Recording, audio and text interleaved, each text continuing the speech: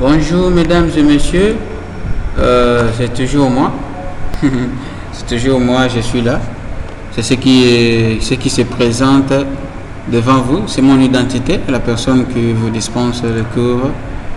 Nous avançons avec ceux qui ont été avec nous la fois passée. Je crois que vous avez bien assimilé la leçon. Mais aujourd'hui, nous allons voir comment est-ce qu'on peut paramétrer la cotation. C'est ce que nous allons voir aujourd'hui. Voir comment est-ce qu'on peut paramétrer la cotation. Vous pouvez voir que les cotations ne sont pas tellement visibles, mais nous allons réparer afin que ça devienne visible. Quoi faire? Juste un simple clic, sélectionner ligne de cotation. Après les lignes de cotation, je viens sur annotation, un seul clic. Je ne viens pas là où il y a des petites flèches, mais je vais à gauche, là où il y a un petit cage dit style de cote. Je clique. Il y a une boîte de dialogue qui apparaît. Et c'est dans cette boîte que je serai orienté à modifier. Je descends sur modifier. Je clique. Voilà le tableau qui s'affiche. Donc, quand vous voyez la ligne, symbole, les flèches, le texte ajusté, tout ça, il y a la probabilité de paramétrer et de modifier. Mais je commence par les lignes au pluriel. Qu'est-ce que je vois? Les lignes de cote. Avec les lignes de cote, j'ai la possibilité de changer les couleurs. Par exemple, j'utilise la couleur verte pour les lignes de cote. Regardez que ça change ici. Type de ligne, je peux dire choisir autre type de ligne, mais je préfère que ça soit de l'autre côté du bloc. Je laisse ça. Épaisseur de ligne, je souhaiterais que ça reste 0,00 mm, parce que rendez-vous compte que lorsque vous allez imprimer, que les lignes de cote ou les lignes d'attache n'aient pas les mêmes épaisseurs que les lignes du plan. Sinon, les lignes seront confondues. C'est pourquoi on parle de très fin, très fort, très moyen. Je préfère que ça soit 0,00 mm. Je clique. Ok, je passe. Espace. Qu'est-ce que c'est? On en passe. Supprimer. Quand je clique sur ligne cote, cela veut dire que juste une partie va se supprimer.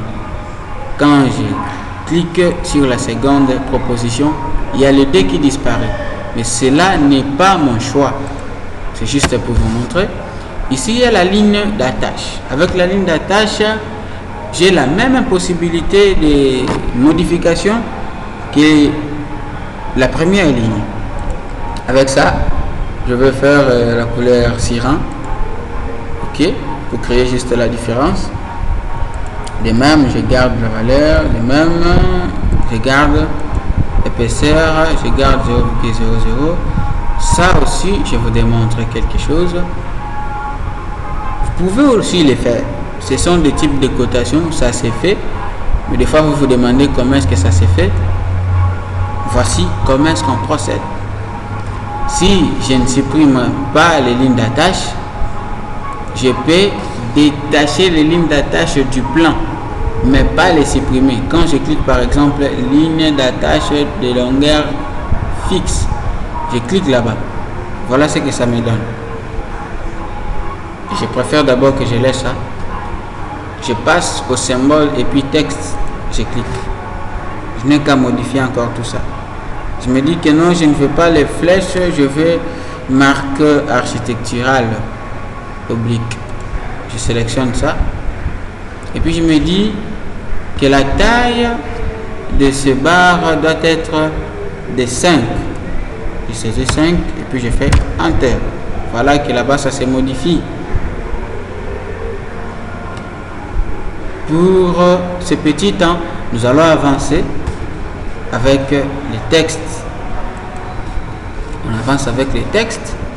Qu'est-ce que je vois? Ici, il y a les standards. Vous pouvez changer le style de texte et puis Arial ou bien autre chose. C'est ça déjà là, mais on ne va pas aller jusque là. La même chose avec les couleurs.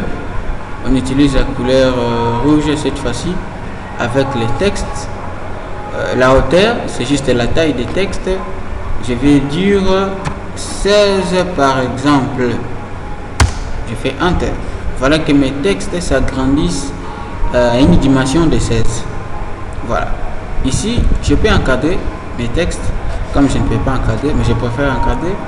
J'ai fini là. Ici, ce sont des dispositions de mes textes. Je veux que ça soit horizontal, en nord maison, aligné par rapport à la ligne de code. C'est ce qui est là. Donc, d'autres modifications, vous pouvez les voir.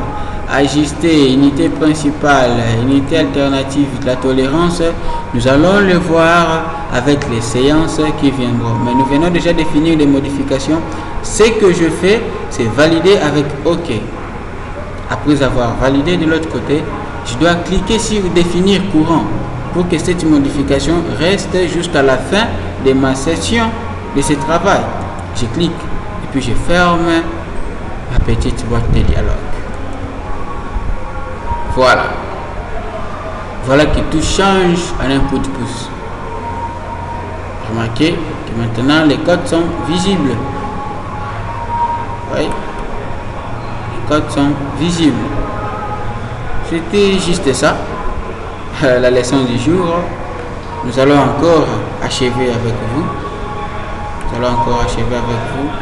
Restez toujours fidèles. Veuillez poser vos préoccupations. Nous sommes là pour vous répondre. Le numéro qui s'est affiché à l'écran au début de la session, c'est notre numéro de contact. Vous pouvez nous téléphoner, poser vos suggestions. Nous allons vous répondre. Pour aujourd'hui, nous nous arrêtons à ce niveau. Merci beaucoup pour votre attention. À la prochaine session. Merci.